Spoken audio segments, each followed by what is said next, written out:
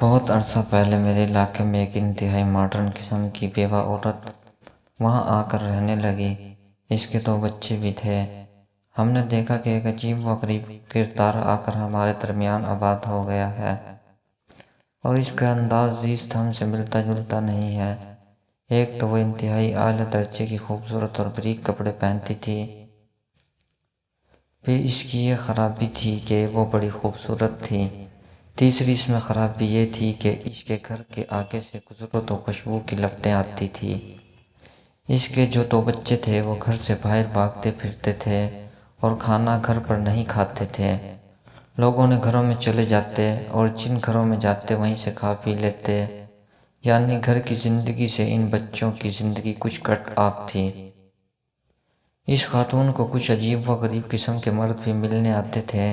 گھر کی گاڑی کا نمبر تو روز دیکھ کر آپ جان جاتے ہیں، لیکن اس کے گھر آئے روز مختلف نمبر والی گاڑیاں آتی تھی۔ ظاہر ہے اس صورتحال میں ہم جیسے بھلے آدمی اس سے کوئی اچھا نتیجہ نہیں اخذ کر سکتے ہیں۔ اس کے بارے میں ہمارے ایسا ہی رویہ تھا۔ جیسا آپ کو جب میں یہ کہانی سنا رہا ہوں تو آپ کے دل میں لامحالہ اس جیسے ہی خیالات آتے ہوں گے۔ ہمارے گھروں میں آپس میں چہمگوئیاں ہوتی تھیں کہ یہ کون آ کر ہمارے محلے میں آباد ہو گئی ہے۔ میں کھڑکی سے اسے جب بھی دیکھتا وہ جاسوسی ناول پڑھتی رہتی تھی، کوئی کام نہیں کرتی تھی۔ اسے کسی چولہے چوکے کا کوئی خیال نہ تھا۔ بچوں کو بھی کئی بار باہر نکل جانے کو کہتی تھی۔ ایک روز وہ سبزی کی دکان پر گر گئی۔ لوگوں نے اس کے چہرے پر پانی کے چھینٹے میٹے مارے تو اسے ہوش آیا اور وہ گھر گئی۔ 3 دن کے بعد وہ فوت ہو گئی، حالانکہ اچھی صحت مند دکھائی پڑتی تھی۔ جو بندے اس کے ہاں آتے تھے انہوں نے ہی اس کے کفن و دفن کا سامان کیا۔ بعد میں پتہ چلا کہ ان کے ہاں آنے والا ایک بندہ ان کا فیملی ڈاکٹر تھا۔ اس عورت کو ایک ایسی بیماری تھی جس کا کوئی علاج نہیں تھا۔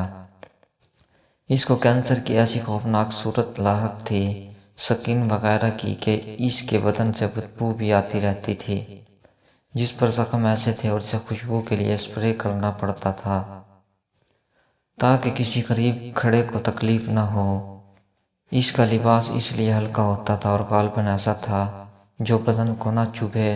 دوسرا اس کے گھر آنے والا وکیل تھا جو اس کے حقوق کی نگہبانی کرتا تھا۔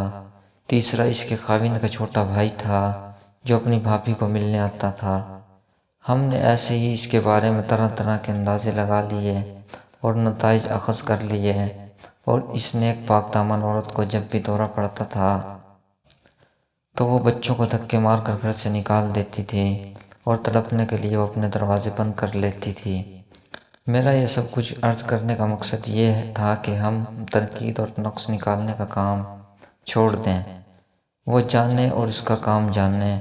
اللہ تعالیٰ آپ کو آسانی عطا فرمائے اور آسانیاں تقسیم کرنے کا شرف بخشے، آمین۔